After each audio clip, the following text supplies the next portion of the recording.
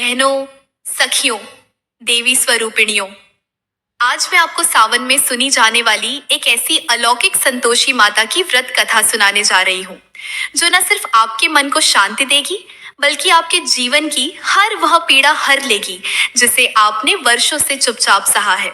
ये कथा उन बहनों के लिए है जो मन से टूटी हैं, पर आस्था से जुड़ी है, जो हर शुक्रवार को संतोषी माता का व्रत रखती है। पर एक दिन ऐसा आता है जब स्वयं माता उनके जीवन में एक चमत्कार बनकर उतरती है। तो चलिए बहनों, आरंभ करते हैं वो कथा, धीरे धीरे, बड़े प्यार से, बिना किसी जल्दबाजी के, जिसे सुनते हुए आपको यही लगे जैसे कोई आपकी अपनी बहन या सखी आपको सुना रही हो। बहनों, बहुत समय पहले की बात है। एक छोटा सा गांव था, जहां बारिश की बूंदों से पत्ते हरे हो जाते थे और खेतों की मिट्टी से सौंधी सुगंध आती थी। उस गांव में एक बुजुर्ग औरत रहती थी। उसका नाम था श्यामा। श्यामा विधवा थी, लेकिन उसका हृदय इतना विशाल और मातृत्व से भरा हुआ था कि सारे गांव के बच्चे उसे श्यामा माई कहकर पुकारते थे। वह अपने छोटे से घर के बाहर बैठकर सबको गुड़ और चने का प्रसाद बांटती और साथ में संतोषी माता की स्तुति करती। लेकिन बहनों, श्यामा माई की एक बहुत बड़ी पीड़ा थी, जो वो किसी से नहीं कहती थी। उसे एक ही संतान थी, उसका बेटा हरिराम। पर हरिराम को शहर की चकाचौंध खींच ले गई थी। वह वर्षों से न अपनी माँ से मिला था, न कोई चिट्ठी भेजी थी। श्यामा माई हर शुक्रवार को व्रत रखती, संतोषी माता की कथा सुनती और एक ही बात कहती, हे संतोषी माता, मेरा बेटा लौट आए, वो मुझे पहचान ले, यही मेरी संतोष है। गांव के लोग उसकी श्रद्धा पर हैरान थे। कोई कहता, अब तो बेटा कभी नहीं लौटेगा। कोई कहता, कितनी भोली है ये श्यामा। लेकिन श्यामा की श्रद्धा अडिग थी और हर शुक्रवार को वह व्रत रखती, भोग बनाती, चने और गुड़ से भरकर संतोषी माता को अर्पण करती। इधर शहर में हरिराम अब एक बड़ा अफसर बन गया था। लेकिन बहनों, पैसे से मन का संतोष नहीं मिलता। वो बेचैन रहता, नींद नहीं आती। कई डॉक्टरों से मिला, लेकिन कोई इलाज नहीं मिला। फिर एक दिन एक वृद्ध साधु उसे सड़क पर मिले। उन्होंने हरिराम से कहा, तू अपनी जड़ों से कटा हुआ वृक्ष है, और जब वृक्ष की जड़ें सूख जाती हैं तो फल नहीं लगते। हरिराम चौंका। साधु मुस्कुराए। जिनका अन्न तूने खाया, जिनके आशीर्वाद से तू बड़ा हुआ, उन्हीं को तूने भुला दिया। जा बेटा, अपनी माँ को ढूंढ, वहीं तुझे तृप्ति मिलेगी, वहीं संतोष मिलेगा। हरिराम का मन जैसे किसी तूफान से हिल गया। उस रात वह सो नहीं सका। आंखों में बस अपनी माँ का चेहरा था। बहनों, इधर श्यामा माई को हर शुक्रवार की तरह एक सपना आया। उसने देखा कि संतोषी माता स्वप्न में आई हैं। माथे पर सिंदूरी बिंदी, हाथों में कमंडल और आंखों में वो शांति जो वर्षों से श्यामा ढूंढ रही थी। माता ने कहा, श्यामा, तेरा बेटा लौटेगा। तूने जो श्रद्धा दिखाई है वो व्यर्थ नहीं जाएगी। अगले शुक्रवार को तेरा जीवन बदल जाएगा।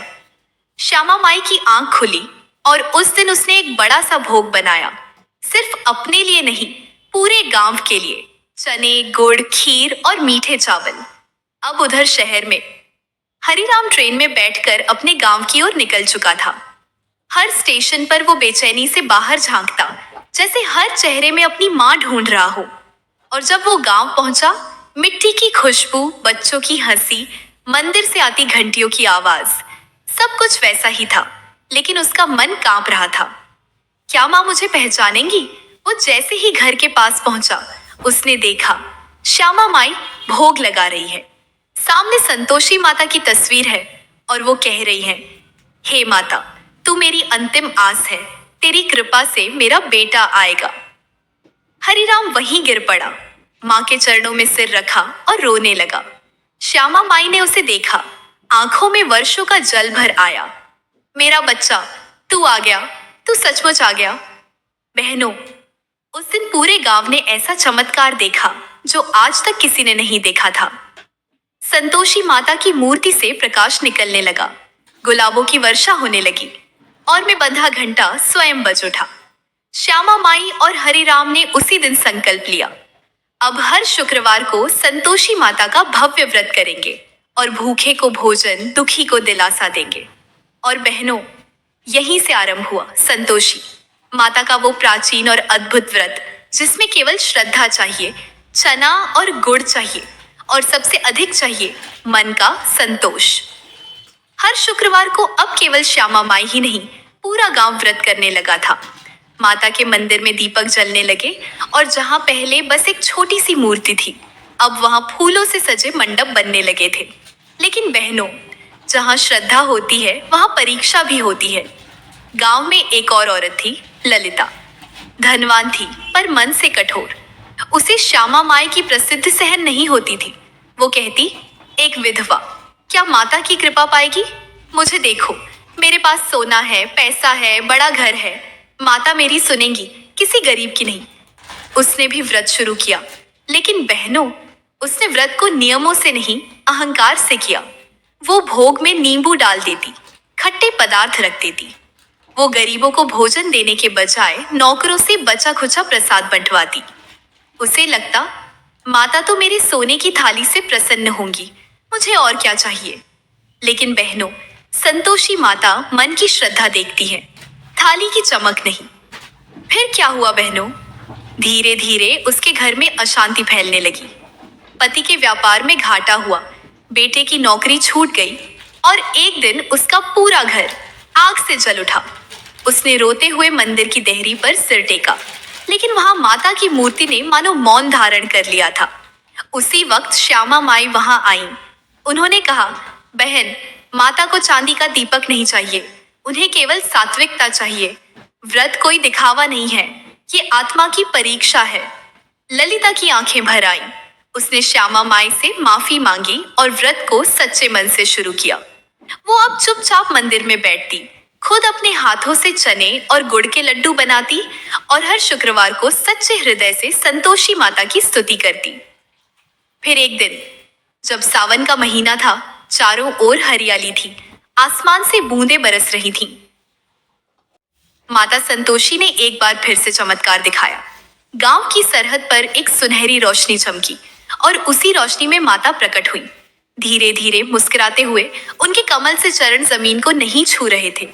माता ने कहा, मैं वही हूँ जिसने श्यामा को संतान दी, हरि राम को संतोष दिया और अब मैं तुम्हारे इस गांव को अपना धाम बना रही हूँ। यहाँ जो भी सच्चे भाव से शुक्रवार को व्रत करेगा, उसकी हर पीड़ा हर लूंगी। पर ध्यान रखना, व्रत में केवल चने और गुड़ चढ़ाना काफी नहीं, मन में संतोष और वाणी में मधुरता होनी चाहिए।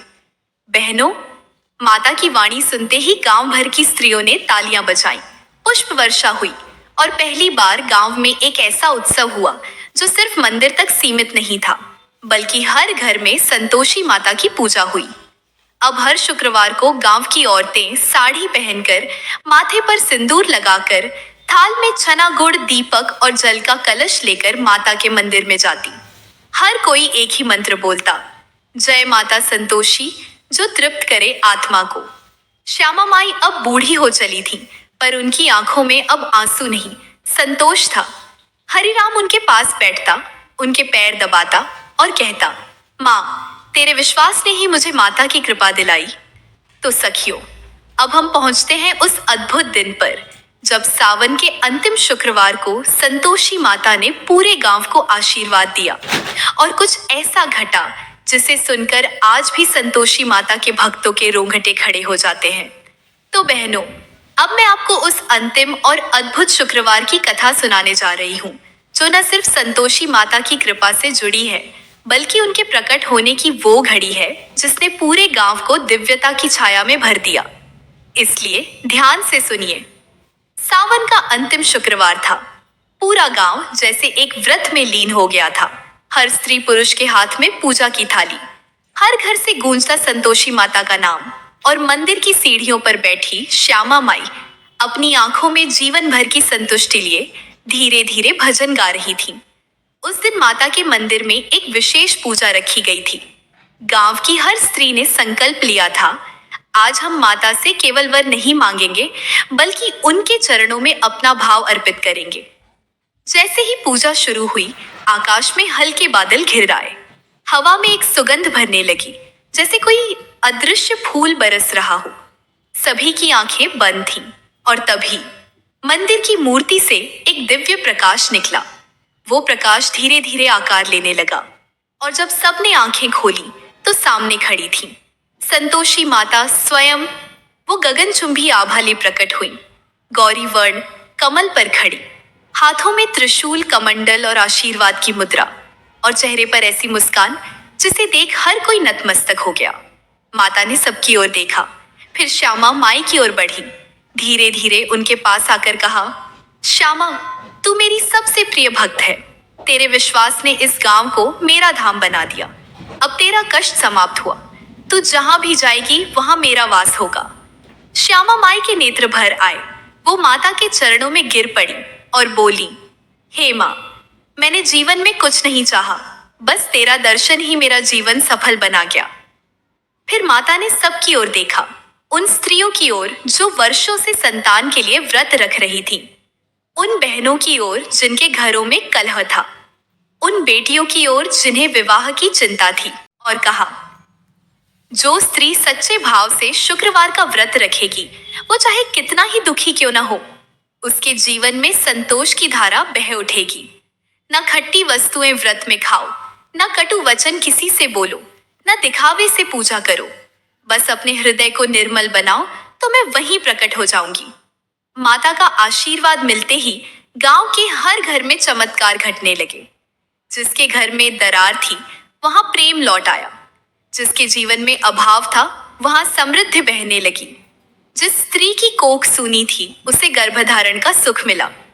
श्यामा माई ने आखिरी बार माता की मूर्ति को देखा और अपने बेटे हरिराम का हाथ पकड़कर कहा, अब मुझे कोई इच्छा नहीं है बेटा, क्योंकि मेरी संतोषी माँ ने मुझे सब कुछ दे दिया है।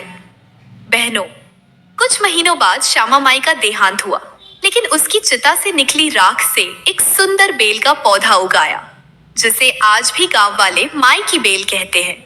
कहते हैं, जो स्त्री उस बेल की एक पत्ती तोड़कर संतोषी माता को अर्पित करती है, उसकी हर मनोकामना पूर्ण होती है। और तब से हर सावन का अंतिम शुक्रवार वहां एक महाउत्सव की तरह मनाया जाता है।